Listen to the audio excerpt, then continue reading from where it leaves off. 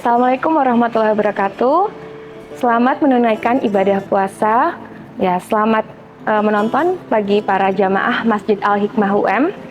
Hari ini kita akan membahas seputar bagaimana makanan yang baik selama bulan Ramadan, terutamanya saat sahur dan berbuka puasa. Nah, seringkali kita saat sahur maupun berbuka puasa, kita jarang memperhatikan prinsip gizi seimbang, ya.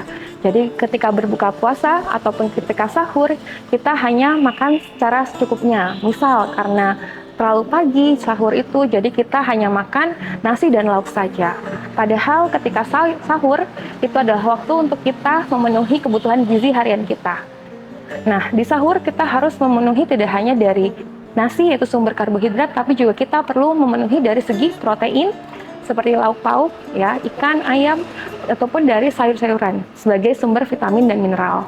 Ya, selama sahur kita juga perlu memenuhi serat dari sayur-sayuran. Jadi agar tubuh kita itu kenyangnya lebih lama, kita perlu jenis makanan itu karbohidrat kompleks dan juga serat.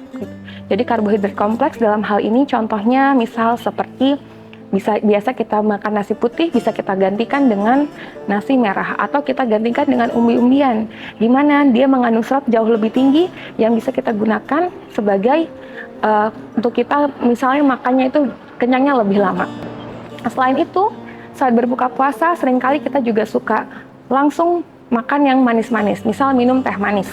Padahal anjurannya berbuka puasa itu kita pulihkan dulu hidrasi kita dengan air putih, kemudian kita konsumsi kurma 1-3 biji. Nah, kurma itu kenapa bisa sangat baik ketika berbuka puasa? Karena dia mengandung gula alami dan juga serat dan juga antioksidan, sehingga dia bisa memulihkan energi dengan cepat. Ya. Kemudian setelah kita sholat maghrib baru bisa kita lanjutkan untuk kita makan dalam porsi yang besar gitu. Misal setelah sholat maghrib kita makan nasi sebagai sumber karbohidrat dan juga lauknya protein dan juga sayur vitamin dan serta dengan buah-buahan. Nah, jangan lupa saat ini sedang ada tren terkait kurma, di mana kurma itu tidak hanya dimakan dalam bentuk kurmanya saja. Tren sekarang adalah dicampur dengan coklat dan juga perisa lainnya, di mana coklat itu tinggi sangat kadar gulanya, sehingga harapannya itu kita ingin mengembalikan energi kita, malah kita menambah kalori yang mana nantinya kalau dikonsumsi dalam jumlah banyak juga akan berbahaya untuk kesehatan. Jamaah sekalian, yang perlu dipahami adalah ketika kita sahur ataupun berbuka, kita gunakan prinsip gizi seimbang sesuai dengan pedoman dari Kemenkes, ya. Jadi kalau teman-teman jamaah pernah melihat adanya pedoman isi piringku, nah disitulah acuan untuk kita memenuhi kebutuhan harian. Jadi tidak hanya makan dari satu porsi karbohidrat saja, tapi lengkap dengan yang lainnya. Oke. Nah, untuk kita bisa memenuhi kebutuhan harian dengan baik, itu tidak hanya dari pangan yang sumbernya mahal. Kita bisa mengutamakan pangan lokal. Misal tadi umbi-umbian ya. Jadi kalau misalnya ikan, kita pilihlah ikan bukan ikan yang seperti ikan salmon, tapi kita pilih ikan kembung yang lokal ya, atau ikan mujair gitu, atau misalnya untuk memenuhi sayuran kita pilih sayurnya itu jangan hanya brokoli tapi juga sayur lokal seperti kelor, bayam dan seterusnya. Tuh, dimana sebenarnya sayur-sayuran tersebut itu mempunyai kandungan yang lebih tinggi, seperti ada kandungan antioksidannya juga yang lebih tinggi dibandingkan sayur lainnya. Jangan lupa juga jamaah bahwa saat kita berbuka kita juga perlu memulihkan hidrasi kita. Kita perlu minum cairan yang cukup, karena selama seharian kita sudah berpuasa, tidak ada asupan air yang masuk, sehingga kita perlu menghidrasi kembali. Ya, sesuai dengan pedoman dari Kemenkes, kita perlu anjurannya adalah minum 8 gelas sehari minimal, sehingga kita bisa bagi antara sahur kita minum 4 gelas, dan setelah itu berbuka juga 4 gelas sehari, sehingga minimal terpenuhilah 2 liter sehari. Jika dirasa nanti jamaah punya aktivitas yang lebih padat, lebih tinggi dibandingkan biasanya, bisa meningkatkan konsumsi cairannya. Seperti itu. Nah, jamaah kemudian perlu diingat bahwa dalam Islam juga menganjurkan berbukalah secukupnya. Jangan berbuka secara berlebihan.